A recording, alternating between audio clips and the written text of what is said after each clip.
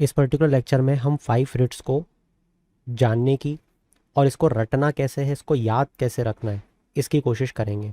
बात करेंगे habeas corpus, mandamus, prohibition, सर्टोरारी और क्यो वारंटो के बारे में। सबसे पहले बात करते हैं हैबियस कॉर्पस के बारे में। हैबियस कॉर्पस का सीधा सा मतलब होता है to have the body of. ये जो to have the body of है, इसको कैसे यूज़ किया जाएगा। मान लो कि रात में 2 बजे पुलिस आती है आपके घर, या कोई पुलिस बन के आती है और आपके किसी घर के सदस्य को उठा के ले जाती है। अब आपको 3 दिन से पता ही नहीं है कि वो कहाँ है, तो आप हैबियर कॉर्पस को फाइल कर सकते हो। बेसिकली ये अगेंस्ट डिटेंशन फाइल की जाती है और बोला जाता है परिवारजनों के द्वारा कि हमारे सदस्य की बॉडी को हमारे सामने पेश करो, जिंदा या मुर्दा। तो बेसिकली यहाँ पे कोर्ट ऑर्डर करती है टू अ पर्सन जिसने भी उसको डिटेन किया हुआ है कि उसकी बॉडी को हमारे सामने अभी के भी प्रेजेंट करो। अब जब कोर्ट के सामने वो पेश होगा तो कोर्ट ये एग्जामिन करेगी कि उस व्यक्ति का जो डिटेंशन है वो लीगल बेसिस पे हुआ है या इलीगल बेसिस पे हुआ है। ऑफकोर्स इलीगल बेसिस पे हुआ है तो उसे फ्री करवाएगी, और अगर लीगल बेसिस पे हुआ है तो उसे बोलेगी कि ठीक है, इसको अंदर रखो और खूब पीटो। ठीक है। तो यहाँ पे इंडिविजुअल की जो लिबर्टी है अगेंस्ट आर्बिट्ररी डिटेंशन, मान लो कि गलत तरीके से उसको डिटेन करके रखा हुआ है तो इंडिविजुअल लिबर्टी हैम्पर हो रही है, तो उसको बचाने के लिए इसे लाया गया। ठीक है। तो यही चीज़ यहाँ पे लिखी हुई है, against detention to have the body of. ये पब्लिक अथॉरिटी और प्राइवेट इंडिविजुअल के अगेंस्ट, दोनों के अगेंस्ट होता है। ये रिट जब काम नहीं करेगी जब डिटेंशन लॉफुल है। ऑफकोर्स ये बात जैसे मैंने बताया कि उसको लॉ के अंतर्गत अगर डिटेंड किया हुआ है तो ये काम नहीं करेगा। कंटेंट ऑफ कोर्ट या लेजिस्लेचर के अगेंस्ट है तो काम नहीं करेगा। कॉम्पिटेंट कोर्ट ने अगर ऐसा कहा है कि उसको अंदर रखो तो नहीं करेगा, या कोर्ट की जुरिडिक्शन के अगर बाहर है तो ये हेबियस कॉर्पस रिट काम नहीं करेगी। बाकी हर जगह ये रिट काम करती है। अब बात करते हैं सेकंड रिट के बारे में, जो है मैंडेमस। मैंडेमस का मतलब होता है वी कमांड, है ना। जहाँ पे कोर्ट जो है वो किसी भी पब्लिक ऑफिशियल को डायरेक्ट करती है किसी ड्यूटी को डिस्चार्ज करने के लिए कि हम कमांड कर रहे हैं, चुपचाप बैठ के काम कर ले। ये जनरली दी जाती है to public authority, corporation, inferior court, मतलब कि एक ऊपर वाली court to an inferior court देगी किसी ट्रिब्यूनल को या गवर्नमेंट को।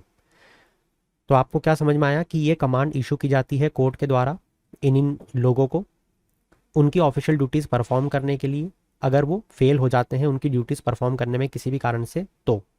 हालांकि अब एक बार हम ये देख लेते हैं कि इसको किस केस में इशू नहीं किया जा सकता। जैसे हमने यहाँ पे देखा था, जैसे हेबियस कॉर्पस में देखो, ये पब्लिक और प्राइवेट दोनों के लिए इशू की जा सकती थी, मगर ये प्राइवेट इंडिविजुअल के अगेंस्ट इशू नहीं होगी, पहली चीज़। दूसरी, डिस्क्रिशनरी पावर। कहने का मतलब ये है कि अगर किसी को कोई ड्यूटी डिस्क्रिशनरी बेसिस पे दी हुई है, मतलब उसके डिस्क्रिशन पे है कि वो करेगा या नहीं, तो उसके लिए भी ये रिट इशू नहीं होगी। ये रिट इशू जब ही होगी जब उसको ड्यूटी मैंडेटरी दी गई हो। फिर कॉन्ट्रेक्चुअल ऑब्लिगेशन, अगर कोई भी कॉन्ट्रेक्चुअल ऑब्लिगेशन है तो उसको एनफोर्स करने के लिए भी रिट इशू नहीं होगी। फिर डिपार्टमेंटल इंस्ट्रक्शन, जैसे मान लो कि कोई डिपार्टमेंट से इसको इंस्ट्रक्शन मिला हुआ है, तो इस रिट को जब तक इशू नहीं करेगी कोर्ट जब तक उस डिपार्टमेंटल इंस्ट्रक्शन के पीछे कोई स्टैट्यूटरी फोर्स, स्टैट्यूटरी बैकिंग नहीं होगी। ठीक है। साथ ही प्रेसिडेंट, गवर्नर, चीफ जस्टिस, इनको भी इशू नहीं होती है। नेक्स्ट रिट की बात करते हैं, प्रोहिबिशन। नाम से समझ में आ रहा है, प्रोहिबिशन का मतलब होता है टू फॉरबिड। अब यहाँ पे इस प्रोहिबिशन में जो हायर कोर्ट होती है वो लोअर कोर्ट को या किसी ट्रिब्यूनल को, अगर उसे लगता है कि अपनी जुरिस्डिक्शन को ये छोटी लोअर कोर्ट बाईपास कर रही है, मतलब कि किसी ऐसी जुरिस्डिक्शन में घुसने की कोशिश कर रही है, किसी ऐसे जुरिस्डिक्शन में अपना फैसला सुनाने की कोशिश कर रही है जिसकी ताकत इसके पास है ही नहीं, तो यहाँ पे वो उसको बोलेगी कि चुपचाप अपने दायरे में रहो और इसको फॉरबिड करो, ये डिसीजन मत सुनाओ। तो it is given by higher court to lower court tribunal for exceeding jurisdiction to forbid.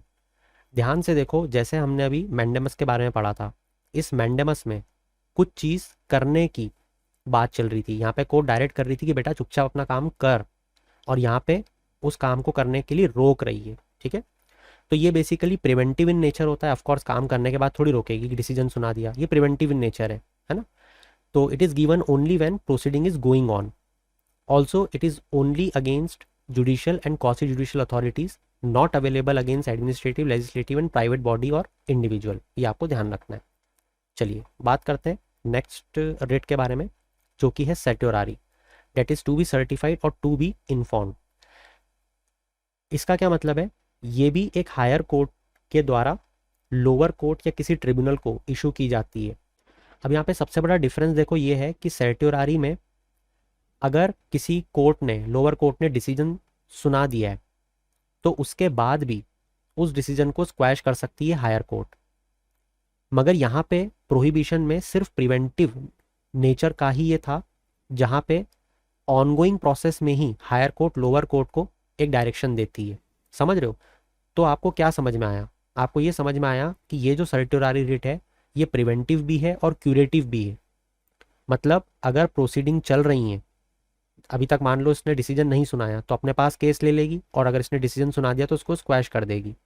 तो ये एक प्रिवेंटिव और क्यूरेटिव दोनों तरीके की है। मतलब कि अगर प्रोसीडिंग अंडर वे है या डिसीजन ऑलरेडी गिवन, तब भी ये रिट इशू की जा सकती है। ये भी सिर्फ जुडिशियल और कॉन्स्टिट्यूशनल अथॉरिटी के अगेंस्ट ही इशू की जाएगी। ये भी एडमिनिस्ट्रेटिव, लेजिस्लेटिव और प्राइवेट बॉडी या इंडिविजुअल के अगेंस्ट इशू नहीं की जा सकती, बिल्कुल जैसे प्रोहिबिशन था। हालांकि सुप्रीम कोर्ट ने 1991 के अपने एक डिसीजन में रूलिंग देते हुए ये कहा था कि पहले सर्ट्योरारी जो है उसे भले ही कैसे भी सिर्फ इनके लिए ही इशू किया जा सकता हो, मगर अब अगेंस्ट एडमिनिस्ट्रेटिव बॉडी भी अगर किसी राइट, इंडिविजुअल के राइट्स हैम्पर हो रहे हैं, अफेक्ट हो रहे हैं, तो एडमिनिस्ट्रेटिव बॉडी के अगेंस्ट भी ये रिट को इशू किया जा सकता है। ठीक है, इस पर ज़्यादा जाने की ज़रूरत नहीं है, ये कोई भी नहीं पूछता है। चलो आखिरी रिट के बारे में बात करेंगे जिसका नाम है क्यो वारंटो, बाय व्हाट अथॉरिटी और वारंट। बेसिकली यहाँ पे अगर कोई भी व्यक्ति किसी पब्लिक ऑफिस में जाके बैठता है तो वो किस बिहाफ पे उस ऑफिस को होल्ड कर रहा है, उसके पीछे क्या लीगैलिटी है, उसको इंक्वायर करने के लिए रिट इशू की जाती है। तो अगर कोई भी पब्लिक ऑफिस को गलत तरीके से होल्ड करता है, मतलब कि वो वहाँ उस पोस्ट के लिए एलिजिबल ही नहीं है और वो वहाँ पे जाके बैठ रहा है, उसका कार्यभार संभाल रहा है, तो ये रिट को इशू किया जाता है। हालांकि आपको ये ध्यान रखना है कि ये जो स्टैच्यूट है, ये जो रिट है, ये सिर्फ उसी केस में इशू की जाती है जब कोई पब्लिक ऑफिस क्रिएट किया गया हो स्टैच्यूट संविधान के द्वारा और कोई उस पर जाके बैठा हो और वो इलीगल हो। ठीक है, तो ये क्वेश्चन था बाय व्हाट अथॉरिटी और वारंट। और ये चीज़ मैंने लोअर कोर्ट और हायर कोर्ट से दिखाने की कोशिश की है कि हायर और लोअर कोर्ट दोनों ये रिट को इशू कर सकती है। That's it from my side about the writs. Hope you like this video और आपको इससे बहुत ज़्यादा हेल्प मिलेगी। Indian keep shining, have a good day.